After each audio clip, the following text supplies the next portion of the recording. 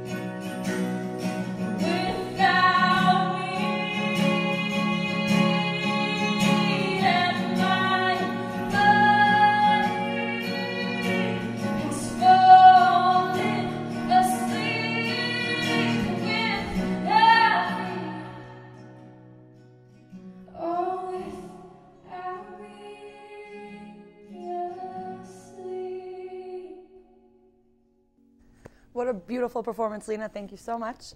We are going to take a short break where we will hear a quick word from our sponsors. Then we'll be right back, and I'll be able to ask Lena some questions. And we are giving you viewers a chance at home to answer some questions as well. Just tweet us your questions to @CreativeClash, and you might see your tweet on the show. So don't go anywhere. We will be right back.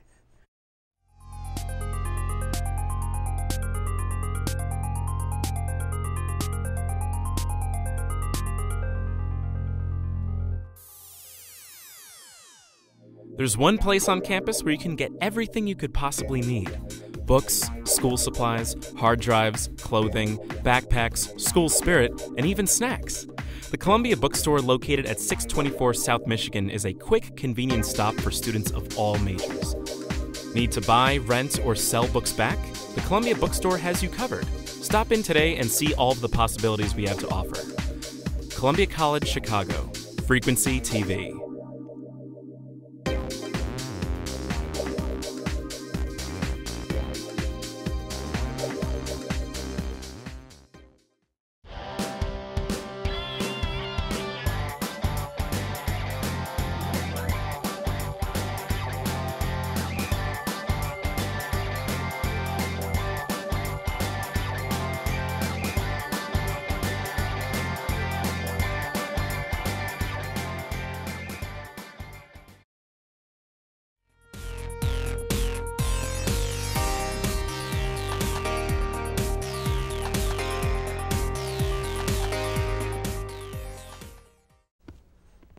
Welcome back to Columbia Insights. If you think Lena deserves the title of Creative Clash Champion, you can go online and vote for her at tinyurl.com/vote creativeclash after the show. She needs your vote to win. And don't forget to tweet Lena questions by using our handle @CreativeClash on Twitter. Now that we've seen her amazing performance, let's get to know her a little bit better. So Lena, can you tell me a little bit about that song? Well, it's called Falling Asleep, and it's really, the question's hard to answer usually, you know, what's your song about, because I feel like songs for me are really never finished. I always feel like there's more to them that there can be, and that song in particular has a couple different meanings to me, but really it's kind of, you know, metaphor, and you know, the beginning, it starts off with walk down to the distant field, fingers dance on pale mountain tops, trailing north and south with no compass. So, you know, you're with this guy, and, you know, my hands, you know, on his chest, pale mountain tops, and the room is drenched in leaves with no company. So it's filled with things, but I also feel alone. Right. So yeah, I don't know. Now, is that referencing wanting to be with the other guy, or like feeling alone in your relationship? Well, yeah, it's about, you know, don't you worry, because he takes care of me, and I still think of you. So it's kind of like flashing back, and in that second verse, it's kind of like, you know, I'm with somebody that I really love right now, but you know, you really hurt me, and in the beginning of this new love, I still kind of feel alone because a part of me has left. Wow, so it's very powerful. Thanks. So when did you start writing your own songs? I was a freshman in high school. That's when I wrote my first song, but I don't know if I would really consider it a song because it was so bad. It was your first work of art. Yes, it was, and you know, a little 2-chord little thing, and then my sophomore year of high school, I wrote a song for a talent show, which I won my junior year. So that's when I really officially wrote my first song. So you've been involved in music, you'd say, like your whole life? I would say so. I would really say that I became a musician when I started studying it a little bit more in a more concentrated type of way. I started studying with a vocal coach and really getting out of my community and performing at a lot of different things.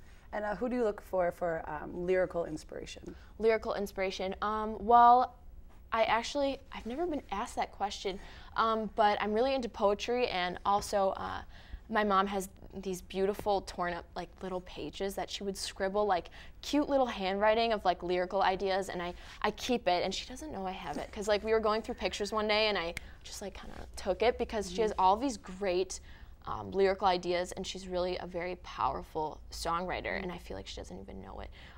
But because she, you know, she started raising kids and kind of stopped doing that, but she always graded my essays and like would change whole paragraphs and make them sound a lot better.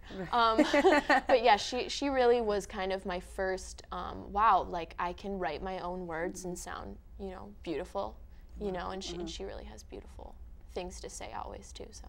Would you say she's kind of your musical inspiration? I would say that my family definitely is. My dad would always play me to sleep as a child and would play guitars and like he has this song called Lena, and he wrote a song for me and when I was just a baby, and he would always play that. And my brother has a band called Found the Lost. He played at Summerfest this past summer, and he's really an inspiration. And my mom, of course, you know, with her lyrics and beautiful, beautiful voice. Hi, Mom.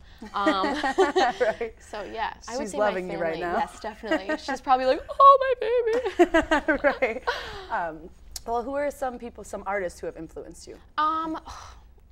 It's hard to say. Musical artists. Yes, musical artists. Okay, musical artists. I would say Hayley Williams from Paramore, just because I have grown up, not necessarily that she's a mega influence in my style. I am auditioning for a all-girl band who is very Paramore influenced soon, awesome. So hopefully that will be another performance opportunity. But I would definitely say Hayley Williams, just because I've never seen anybody put that much into what they do for their fans. You know, she just puts every part of her, every piece of love she has for music on that stage, and I really idolize her for that. And where do you plan to take your career? Like, where do you see yourself in 5 years? I see myself, as long, you know, it's really hard. It changes every day. I'm very indecisive at times, but I'm also very sure of myself, because I've always had a plan, And it sounds weird, but I always change. I've always had a plan since I was little that I want to do whatever makes me happy. Right. So as long as I'm happy, you know, just doing me and doing what I'm doing, that's where I see myself in the happiest space that I can provide for myself. Right. And where can we hear some more about you? Where can we see some of your stuff? I have, little plug, on Thursday night at 7:30, I'm going to be playing at the Abbey Pub. It's going to be a Columbia event too, so there's going to be other Columbia students. So you can see me there. I also have a YouTube channel. If you just Google Lena MacDonald, there is a really bad video out, though. Don't look at it. That's all right. We all have a bad video. Yeah. So there, you know, if you YouTube Lena MacDonald, go to my channel and look at my stuff. And then I also have a SoundCloud. If you look up Lena MacDonald and my Facebook. Awesome. Lena Makes Music, I think it is. I like that. Lena Makes Music. That's cute. All right. Well, Twitter is blowing up right now, so let's switch it over. I thank you for asking all the questions I have. Now let's check in with our social media producer, David, and see what the viewers at home are asking. So, David, what is our first tweet? Yeah, we got Flynn at Flynn Sorrell, and she asked, how old were you when you learned how to play the guitar? I wouldn't consider myself a guitar player. I say that a lot just because I have very talented guitar players around me daily, and I would consider myself a singer because I've studied it, and a lyricist because I've studied that and really developed my art in that.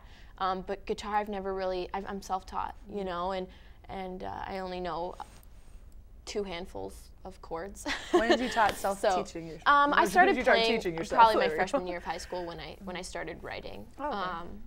So yeah, my dad taught me when I was really young. There's this picture of me when I was like 5 and my brother like playing this little tiny keyboard and me with this guitar like, yes.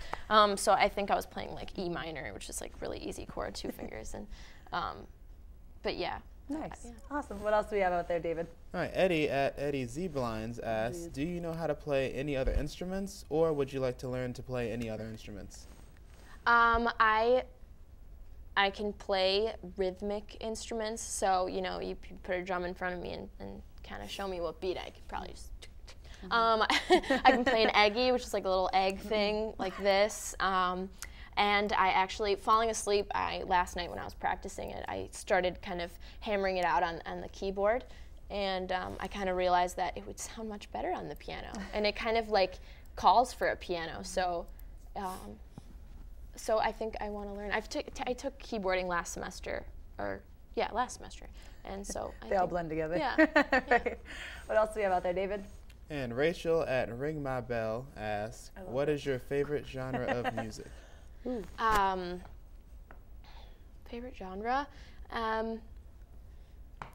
Oh, there's a lot out there. There's a lot of genres. I would say anything that really, it depends on my mood. So if I'm in a clean the house, it's like all the old like alternative kind of angsty music that I used to listen to when I was in like high school or middle school, you know, like just a bunch of random stuff. And stuff that really doesn't distract me, because a lot of times when I'm being an active listener, I'm like, can't do anything else. So, but if I'm walking down the street, there's an artist called Jerry X, and she's got a very like good walking beat, and I always listen to her records when I'm walking because I feel like I get there faster.